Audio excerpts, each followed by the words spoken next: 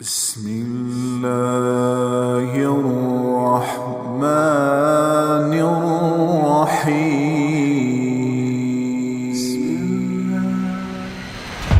جب وہ فرعون نے موسیٰ علیہ السلام آئے نا تابوت میں، تو فرعون نے کہا انہو قاتلی، یہی ہے مجھے قتل کرنے والا. تو آسیہ نے کہا قرۃ عین لی ولک، ایک تو چھوڑ دے، اتنے تم نے مار دیے، ایک تو چھوڑ دے، تیری میری آنکھوں کی ٹھنڈک بنے. تو اس کے کہنے پہ چھوڑ دیا. تو ایک دن اس موسیٰ علیہ السلام کو گود میں لیا ہوا تھا، تو ان کا ہاتھ داڑھی پہ پڑ گیا. فرعون زور لا بیٹھا، داڑھی نہ چھڑا سکے. اسے کہ اے ہی میرے مارن والے، انہیں مارو. اس نے آسیہ نے پھر منت کی، نہیں بچہ ہے. انہوں نے کہا میں اس کا امتحان لیتا ہوں. تو ان کے سامنے سرخ یاقوت رکھا اور سرخ انگارے رکھے. اگر تو اس نے یاقوت پہ ہاتھ ڈالا تو یہ وہی ہے جو مجھے مارے گا، انگاروں پہ ہاتھ ڈالا تو چلو پھر بچہ ہی ہے. تو موسیٰ علیہ السلام کے سامنے جب دونوں آئے نا، تو انہوں نے یاقوت کی طرف ہاتھ بڑھایا. جبریل نے آ کے یوں کر دیا اور انگاروں پہ ہاتھ ڈال دیا. تو انہوں نے ایک انگارہ منہ میں ڈالا تو زبان توتلی ہو گئی. وَلَا يَنْطَلِقُ لِسَانِي، میری زبان میں لکنت ہے.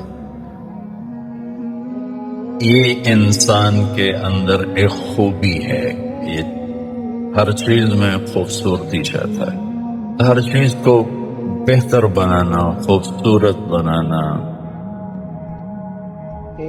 اس میں آگے سے آگے بڑھنا. یہ انسانی ایک فطرت. اب جانوروں کی، پرندوں کی زندگی دیکھیں. جیسے آج سے 1000 سال پہلے کوا گھونسلہ بناتا تھا، آج بھی وہ ویسا ہی بناتا ہے. جیسے گائے اپنے گوبر پر بیٹھ جاتی ہے، ویسے ہی وہ آج بھی بیٹھتی ہے. جیسے سانپ ایک سوراخ بناتا ہے، بل بناتا ہے، اس میں بیٹھتا ہے، وہ آج بھی ویسے ہی بیٹھتا ہے. انسان کے علاوہ جتنی مخلوق ہے وہ اپنے طرز زندگی میں آج بھی اسی طرح ہے جیسے وہ آج سے 10,000 سال یا 10 لاکھ سال پہلے تھے. کوئی تبدیلی نہیں آئی. صرف انسان ایک ایسی مخلوق ہے جس کے اندر خوب کی تلاش ہے، بہتر، اس سے بہتر، اس سے بہتر، اور ہر چیز کو خوبصورت بناتا ہے، اور خوبصورتی اس کی کمزوری ہے. انسان حسن پرست ہے، اس کو خوبصورت چیز کھینچتی ہے. آپ چھوٹے بچے کو بھی مسکرا کے دیکھیں تو اس کا چہرہ کھل جاتا ہے کہ آپ نے کو خوبصورت انداز دیا. اور اسی کو آپ آنکھیں دکھائیں اور چہرے پہ غصے کے آثار پیدا کریں تو وہ رونے لگ جاتا ہے، حالانکہ اس کو کچھ پتہ نہیں. اتنی چھوٹی عمر سے یہ نیچر بیدار ہو جاتی ہے، خوبصورتی کی طرف ہاتھ بڑھتا. اچھا، اس کے پاس یہ علم تو ہے گھر کیسے خوبصورت بنانا ہے، یہ ہال کیسے خوبصورت بنانا ہے، یہ کپڑے کیسے بنانے ہیں، یہ چشمہ کیسے بنانا ہے. گھڑی، کروڑوں روپے کی گھڑیاں وجود میں آ گئیں. گاڑی کیسے خوبصورت بنانی ہے، کارپٹ کیسے خوبصورت بنانا ہے، زندگی سے ریلیٹڈ. حتیٰ کہ یہ جو کھانے پر سلاد رکھتے ہیں، اس کو کیسے ڈیزائن کرنا ہے، اس پر بھی PhD ہو رہی ہے، اور اس کے بھی ماہر ہیں. اور کمرے میں رنگ کیسا ہونا چاہیے، اس کے بھی ماہر ہیں کہ یہ ٹائل یہاں لگاؤ، یہ رنگ یہاں لگاؤ. لیکن ایک خلا ہے بڑا زبردست، جو یہ نہ اس کے پاس علم ہے نہ ہی اس کو سیکھ سکتے. وہ ہے کہ زندگی کیسے خوبصورت، زندگی بالکل الگ چیز، وہ کیسے خوبصورت، یہ بھی ایک ڈھانچہ ہے جس کے اندر میری زندگی قید ہے۔ ہم اپنے اپنے قید خانے میں ہیں۔ ہمیں دیکھنے میں موت خوفناک نظر آتی ہے، ہر مرد عورت کو نظر آتی ہے، لیکن اگر اللہ راضی ہے نا تو اللہ کی قسم موت چھٹی ہے۔ ہفتہ اتوار بچوں کو چھٹی ہوتی ہے، کیسے رات کو مزہ لے رہے ہوتے ہیں، کل چھٹی ہے، کل چھٹی ہے۔ اور میں جب اسکول پڑھتا تھا یہاں سینٹرل ماڈل اسکول میں، تو پڑھائی کا شوق تو تھا نہیں، باپ کا ڈنڈا تھا، بھائی تینوں ڈاکٹر بنا ہونا ہے، تے پڑھ۔ تو میری آخری جو ہوتا تھا ہمارا پیریڈ،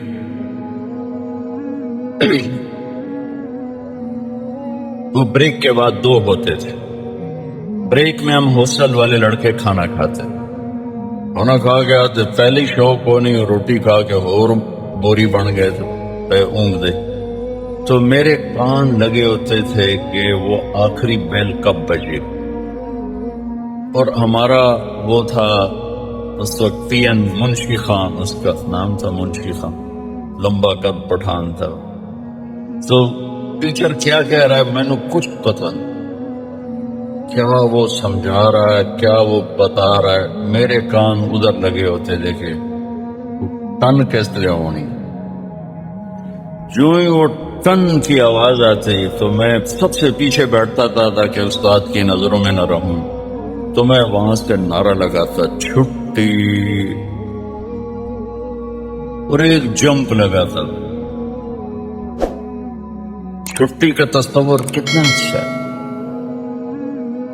میرے رب کی قسم، اگر اللہ راضی ہے، چاہتے ہوئے اگر ہم سے اللہ راضی ہے، تو موت سے خوبصورت پیغام کوئی نہیں، اور موت چھٹی ہے۔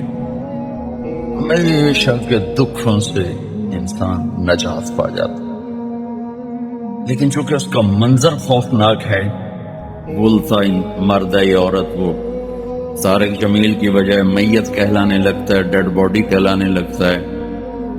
کوئی بھی نہیں کہتا مولانا طارق جمیل دی منجی چاہو، کہتے ڈیڈ باڈی اٹھاؤ، میت اٹھاؤ، نام ہی تبدیل ہو جاتا۔ پھر ہم جا کے آپس تو رات تو جاتے نہیں، ہم ان کو منو مٹی کے نیچے دبا دیتے، اوپر سلے رکھتے ہیں، اوپر مٹی ڈالتے ہیں۔ اس ظاہر بڑا خوفناک ہے، اس لیے وہ موت کی بات بھی خوفناک نظر آتی۔ عید کا موقع تھا اور میں اپنے گاؤں میں عید پڑھا رہا تھا، تو ایسے کوئی موت کا تذکرہ شروع ہو گیا، تھوڑا میں نے وہ لمبائی کر لیا، تو میرے چاچا تھے رب نواز، میاں رب نواز مرحوم، وہ تھوڑی دیر تو سنتے رہے، پھر وہ نہ رہ سکے، طارق میاں عید دے دیں، کوئی چنگی گل کر دو، موت نو لائے تے بہ گیا۔ تو یہ ہمارے ذہن کی عکاسی ہے، اور کوئی چنگی گل کر دو، موت نو لائے تے بہ گیا، کہ وہ موت ایک خوفناک چیز نظر آتی۔ اگر اللہ راضی ہے، اس سے خوبصورت کائنات میں کوئی چیز،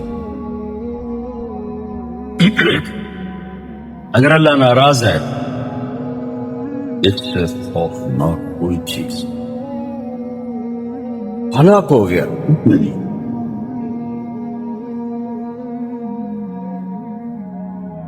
ہم اپنے پنجرے میں بند ہیں، جب ہوتا ہے کہ تو چھٹی ہو جائے گی، نکل جائیں گے، آزاد ہو جائیں گے، اور ایک لامحدود کائنات کی طرف ہمارا انتقال ہوتا ہے نا، ایک چیز کا ایک جگہ سے اٹھ کر دوسری طرف چلے جانا، انتقال فرما گئے، انتقال فرما گئیں، یہاں سے وہاں چلی گئیں۔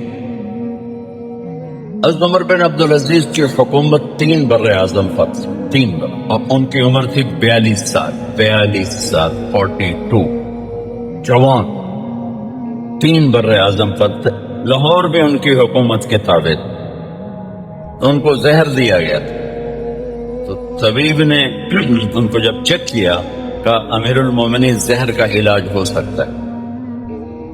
فرمانے لگے اگر تم کہو نا کہ یہ یہاں ہاتھ لگاؤں گا تو ٹھیک ہو جاؤں گا تو یہ بھی نہیں کروں گا. میں تمہاری دنیا سے تنگ ہوں، میں اپنے اللہ کی ملاقات چاہتا ہوں.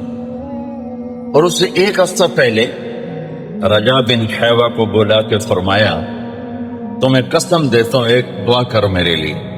یعنی کہ پہلے دعا بتاؤ پھر قسم اٹھاؤں گا، کہ نہیں پہلے قسم. جب انہیں قسم اٹھائی کہنے لگے میرے لیے دعا کر، اللہ مجھے اپنے پاس بلائے. کہ یہ دعا میں کبھی نہیں کر سکتا، ساری امت کا نقصان ہے، تیری موت. تو دیکھ تو انہیں قسم اٹھائی دعا کر. انہوں نے دعا کر رہے تھے تو بچہ آ گیا، ایک بچہ. 12 تھے بچے بچی تو ایک بچہ آ گیا. کہنے لگے ہے میں نے بڑا پیارا ہے، دعا کرے ہوئے میرے نال ہی جاؤ. تو اگلے ہفتے دونوں باپ بیٹا ایک ہی وقت میں اٹھ کے جا کے زیر زمین سو گئے.